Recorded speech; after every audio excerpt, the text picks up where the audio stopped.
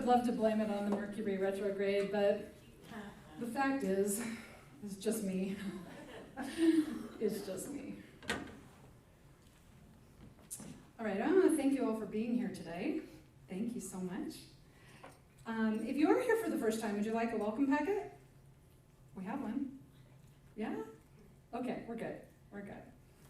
Well, today I'm going to be speaking on the power of having courage, because we need courage to live an abundant life. And I have been reading this book, The Art of Abundance, 10 Rules for a Prosperous Life. It is an amazing book, amazing. And so having courage is simply one of the rules for having a prosperous life. Now we talk about having abundance. And abundance is all the good. It is the health, the wealth, the relationships. It is being able to go with the flow. It is being able to manage change, crisis, and drama. It is following divine direction. That is abundance. It's having faith when we've lost our way, and it's believing that the wind will always fill our sail. This is abundance. Living a life of purpose is abundance. Now, abundant living is when we are aware of all the good in our lives, when we are aware that God is all, that Source is the all, and we are able to see Source as everywhere present. We are able to see Source as the source of our supply. That's why the universe is continually expanding through us, and why abundance is always available to us, because the supply is infinite. It's just there for the taking. Abundance is when we recognize that behind everything, behind every person, behind every situation, behind every event, is the intention and activity of God. Even in people that drive us nuts, even in situations where we are feeling afraid, God is still there, because God is everywhere present. There's no place that God is not. There's not one thing. According to John, there's not one thing that came into being that's not from God. It's all from God. Everything we need is always available, ever expanding through us, for us, as us, and we are designed to function and thrive in a state of abundance. That's where we are meant to thrive. Because remember, abundance is not just money. Abundance is recognizing God as everywhere present. Okay, that is abundance. That's why if we are not in alignment with the God within us, that's why we feel bad. That's when we start feeling lack, because that is not where we were meant to function. We're meant to function in the state of abundance. Now, the premise behind this idea of having courage to get abundance is the principle of abundance awaits those who are willing to come to the edge of their own perceived boundaries and courageously venture beyond them. Those who do so are the path makers. Okay, those are the path makers. They are the visionaries, explorers, and risk takers who believe that beyond the horizon and safety of the known lie endless opportunities where anything is possible. So our horizons, it's everything we can see. So you could say it's everything we've done. It's every experience we've already had. It's the known. We know what we can see. Beyond our horizons then is behind that. It's the unknown. And we have to have courage to step into the unknown. Now, beyond our horizons, it doesn't have to be something big and crazy, like going off to a third world country to volunteer, giving immunizations to kids. It doesn't have to be like that. It doesn't have to be, well, I'm going to be an astronaut. It doesn't have to decide that you're going to go out in the middle of the night into the big city and fight crime. Okay, it doesn't have to be any of those. What's beyond our horizons, for most of us, looks like, well, maybe I want to make some new friends. Or maybe I'd like to take a class. Or maybe I'd like to go to school. Or maybe I'd like to go back to school. Maybe I'd like to learn to play an instrument. Okay, maybe I'd like to get physically fit. For some of us, that's beyond our horizons. Maybe I'd like to travel. Or maybe I would like to be of service in a way that I have never been of service before. If we've never done these things, they are beyond our horizons. They're out of our comfort zone. But see, these things will pop into our head. and we'll start to feel curious about them. We'll feel inspired when we think about doing it, and we'll also feel a little scared. And that's really a good sign. If we're a little scared, it's showing we're on the right path. It's showing that that inspiration and that curiosity is inspired by something that's not just our physical way of thinking. It's inspired by the bigger thing that works through us. Okay, you could say the Holy Spirit, our soul. Okay, but it is inspiring us to step out of our comfort zone. That's why we start to get curious about it. But we need courage because it's not enough to be enchanted by our vision and just write it out and stare at it and think about how amazing that would be if that would happen.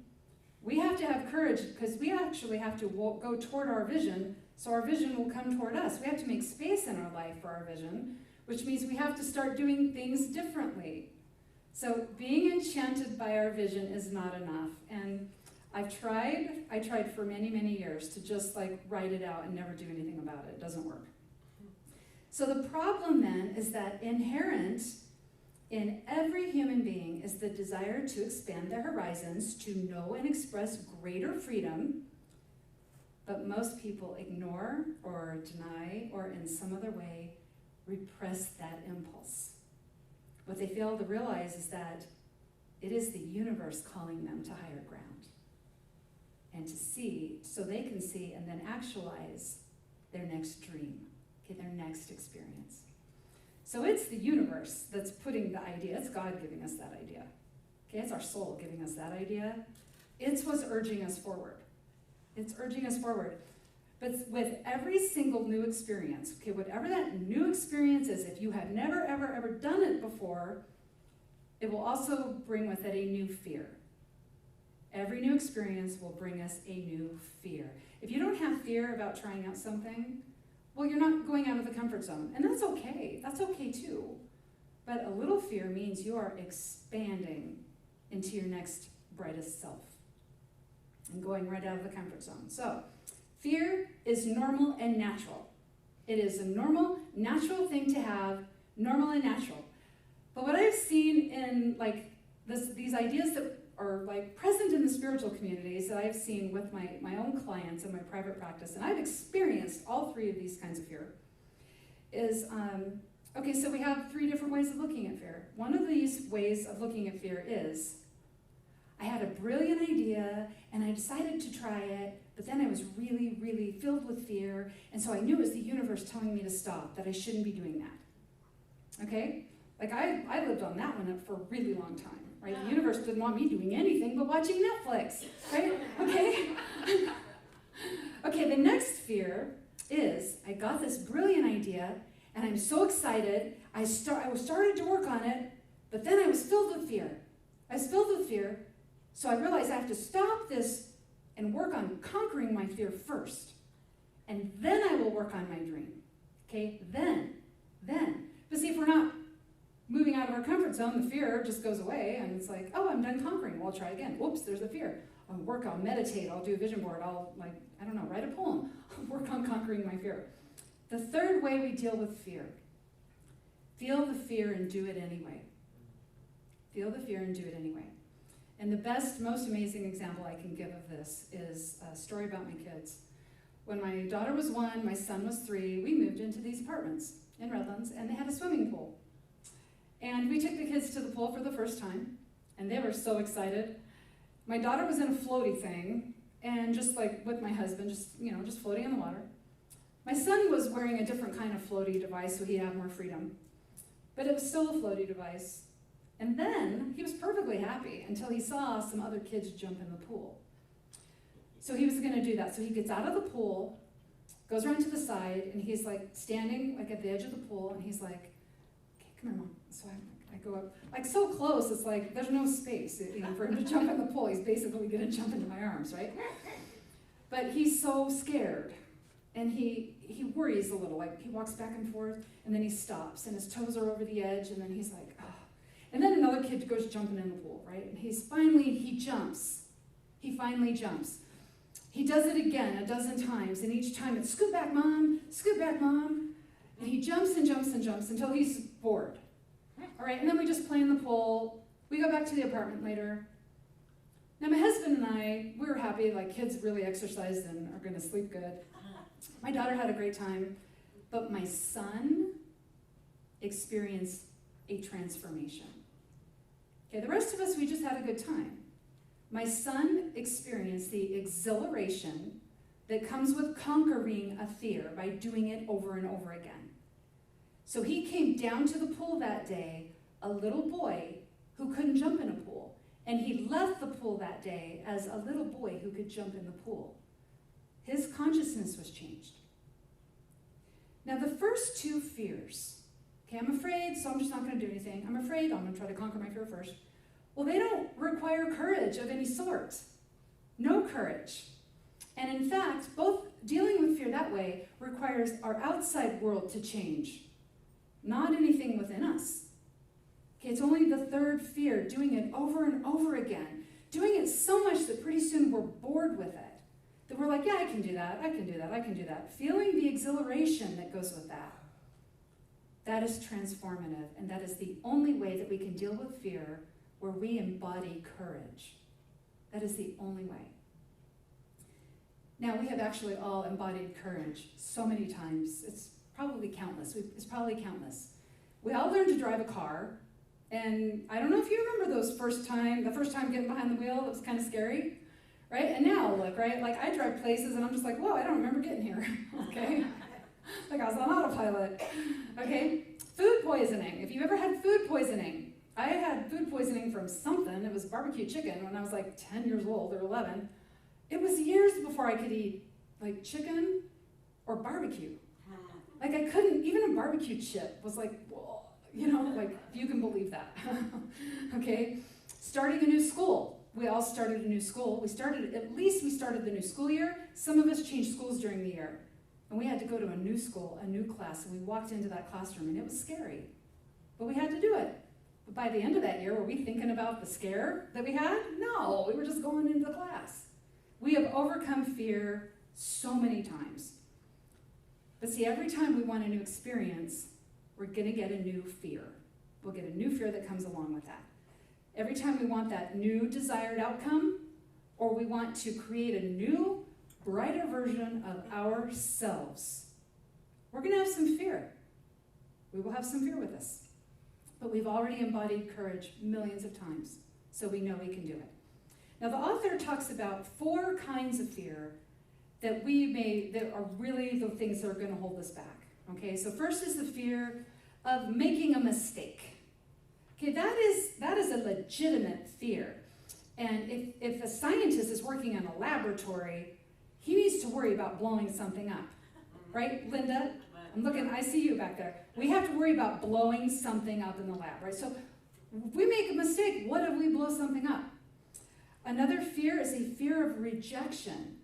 Now, in a way, I think this is the hardest fear to deal with because rejection feels so personal, feels really personal. It's almost 99% always about the other person. And they're just going through a deselection process, and we don't fit into what they would select for their life.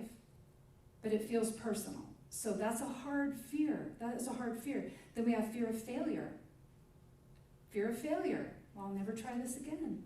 I'll just never do it again because I don't want to fail again. What if I fail in front of a bunch of people? And then they reject me. Okay? Scary stuff, right? There's one more fear. A fear of success. And, I think most of us can go through our life not worrying too much about this fear because we're spending so much fun just having fun chasing the dream. Chasing the dream is different than having the dream. When I was a kid, when I was 15, I got this dog. She was half Australian Shepherd, half Coyote. Her name was Sheena. And she was amazing. I loved her so much. And she used to chase squirrels because in the mountains, there's squirrels. Everywhere there's squirrels. And she was like so adorable. She's a little 1-year-old puppy. She's like running around chasing squirrels, so cute. I'm sitting there on the patio. One day she catches a squirrel. And the squirrel turns in, if you catch one, I don't know if you've ever tried this, but it turns into a tornado of teeth and nails. And she was just like, the look on her face was kind of like, it was really like, she drops the squirrel. And what I noticed is that she never gave up chasing squirrels, but she didn't put as much effort into it as she used to. This happens sometimes with us. We're chasing our dream, and then we get it. And what do we do when we have gotten that squirrel? Okay? When we succeed at something, when we get that success, it could mean a huge change in our life. Somebody might be working toward a promotion at work. They work, they finally get it, but it means moving out of the Inland Empire to Buffalo, New York. And it snows there, and it's cold there, and they can only wear their shoes, like their sandals, like a month out of the year for 10 minutes. Right? It's cold. And they have all their friends here, and their life is here, and their children have their community around them. What if we move out there and I hate the job? What if we move out there and people reject us because we're weird California people? What if, right? That can be scary. Sometimes we are going, the success is huge growth in our own life, our personal lives, our way of being in the world, our own personal spiritual growth. I knew somebody, and she had been overweight, she lost weight, she got physically fit, and her husband didn't like the attention that she was getting. And her best girlfriend felt like they didn't have anything in common anymore. And because all their activities were around food and comfort and softness. Well, this gal, it was too much of a price for her to pay, so she softened up a little. Husband got happy, her best friend was happy, and she was happy. She caught the squirrel and she didn't like it, so she let the squirrel go. There's one more thing, too, that we can get with a success of something, and it is having the worrying that we'll fail, we'll make a mistake, we'll get rejected, the people around us will discover we don't know what we're doing. This is called imposter syndrome. We succeed at something, and then all of a sudden our life might be filled with feeling like an imposter in what we're doing. So you can see why it can be kind of scary even to catch that squirrel, okay? So those are our fears. So the principle then is, anytime you step into the role of pathmaker, you are telling the universe. You have faith in something larger than yourself that responds to your deepest beliefs. Being courageous is an action step, an affirmation that you know you are one with that something, and you are inviting its expansive energy to move through you, lift you, guide you, protect you, and lead the way to a joyful and abundant life. That's courage. We already live in an abundant universe. We're already in abundance, and our soul's purpose is to keep those new experiences going through us, right? Constantly providing the substance that creates our life, the substance that we use our mind to mold into the next experience. So the substance is all there. The ideas are all there. There are like so many divine ideas that everybody on the planet could have one every minute, and that we would never run out of them. Ralph Waldo Emerson said, "What your heart thinks is great, what your heart thinks is great, it is great." It is. Because the heart, when we find that excitement, and it's through our heart is showing us there's always more to be. There's always the next brightest version of ourselves to move into. There's always the next brightest experience to create in our lives. And that all comes from our heart. Our heart has the passion, which gives us the perseverance and the fortitude, so we're willing to embody the courage. Because, of course, we're going to need the courage. When we are choosing our next action based on fear, what we're doing is we are choosing something that will bring us safety and security and guarantees. And that's all fear-based. But what we know is when we choose from fear and choose for safety and guarantees, there still are no guarantees. There are no guarantees. There's no safety just because we choose from fear. So we might as well be choosing from our heart. Might as well. If we're choosing from fear, there's no thriving. There's no expansion. There's no exhilaration. We need that exhilaration. We need that. So the practice, courage. Courage and the willingness to risk is always a matter of the lesser giving way to the greater. The question we must be willing to ask ourselves is, what is to be lost and what is to be gained by moving forward, and is it worth the risk? Is it worth the risk? Every time we want to create a new experience in our life, create that next brightest version of ourselves, we have to give up something. There's going to be something that we have to give up, because we're living a life right now where that's not in our life, which means there's something here in our life keeping us from having that thing. Okay? This is the law of sacrifice. Like everybody's least favorite spiritual law. Because it sounds like, oh, I have to give away everything and let it, in darkness, in the rain. It's the law of sacrifice. But I want you to look at it this way. All of you got up today. You got out of your jammies. You had some breakfast, got in the car, you drove down here. You sacrificed a morning sitting around in your jammies to be here today. That's it. Yes, thank you. Thank you for being here. I appreciate that. If you want to travel somewhere, the thing you might have to give up is, a fear of flying, or a fear of trains or boats. You might have to give up frivolous spending to save money for your trip. If you want to get healthy, you have to give up that habit that is keeping you from being healthy. Can't have both bad habits and good health. I tried. That was another one I tried. If you want to learn to play the drums or the harp or the piano, you will have to sacrifice some of your free time during the day to practice that musical instrument. So you can see that sacrifice, it's not a bad thing. What it's doing is it is making way for that experience that we really, really want. Okay? That's what sacrifice is doing. So we're not losing something. We're letting something go. We're letting something go. And yes, it can be very scary. It can be very scary. I don't know how many of you guys have been divorced, but I have friends who've gone through divorce.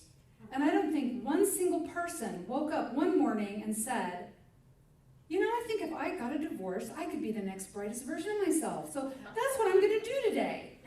The people I know who have gone through divorce have agonized over it because it is really a scary, big change. So we're sacrificing something that's not serving us, but of course it's going to be scary to let that other thing go that's keeping us from having that new thing. Like if you're in a job that you absolutely hate, in a partnership that is bringing you down and draining your energy, or if you really, really want to move far away, but it's so scary, it is scary to just pack up and move across the country, move to another state or to Hawaii. That could be very, very scary for some people. A big lifestyle change. Okay, this is the scariest one, I think. When I hurt my back in April of 2018, it was a really scary experience for me because I was in bed for a couple of weeks. Well, then we got like new insurance and a new doctor. He did an MRI. He sent me to physical therapy. And I was kind of worried about the physical therapy. And I did. I went anyway because I wanted to feel better. But then it made me feel worse. Like my knees, I was numb. I had all this numbness. And that was really scary. That was really scary. And so, I needed the courage to do something different. What am I going to do, right? Because I did want to get stronger. And I'm happy, I met the 0 Point guys, and I went in and got an appointment with Taylor. And do you know how scary that was for me to go in there? Because I feel like a delicate flower. Because my back. It's scary. It is really scary because I didn't know. Now, I've been there a month and I'm seeing it's different and it's making me stronger. It's working out better than the physical therapy did. I was right to stop doing that and do this other thing. Thank you, guys. So it's scary. I know about scariness. I've let scariness, things being scary, stop me from a lot of things. Okay? They've stopped me from a lot of things. There's a huge payoff when we experience the exhilaration of doing something we were scared to do. A huge payoff. We just changed ourselves here and here. Okay, we've done that. So the payoff. Whoever said the sky is the limit must not have realized that it's not the sky. The astronauts changed that idea, right? This must be a saying from the 30s or something, I don't know.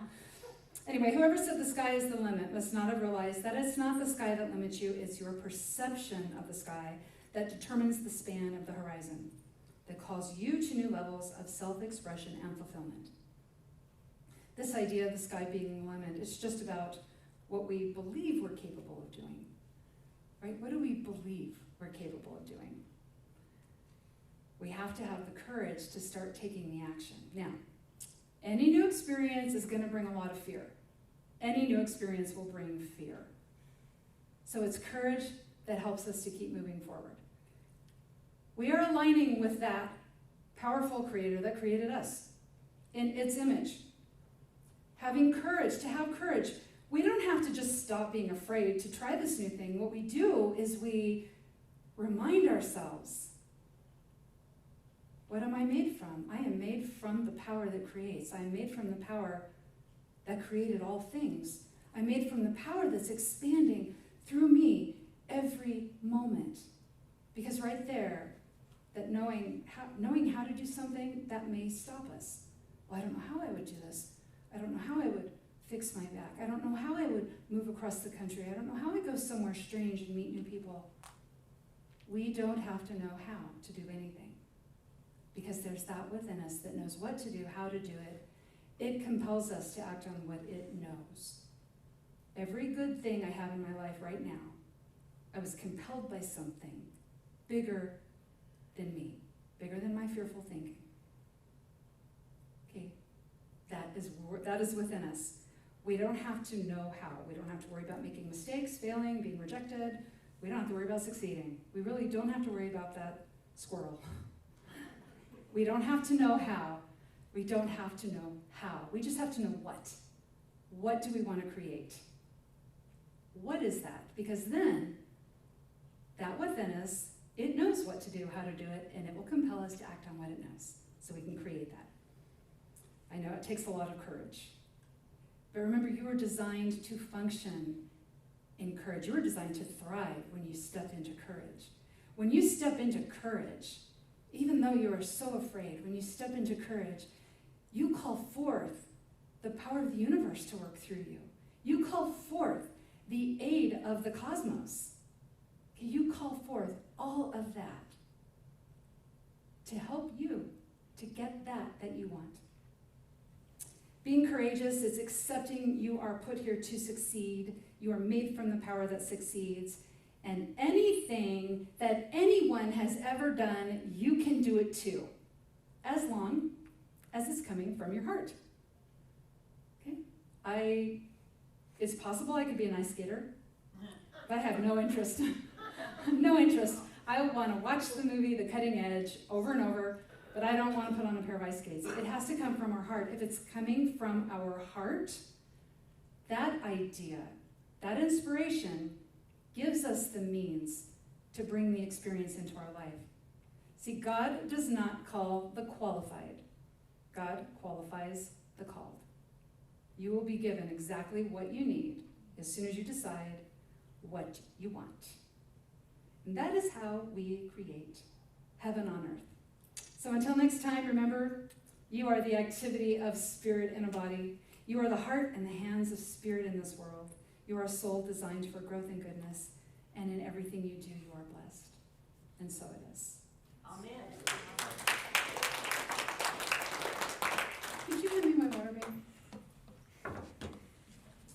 Now, before we do our offering, we do have the gift of a song to share with you about being brave.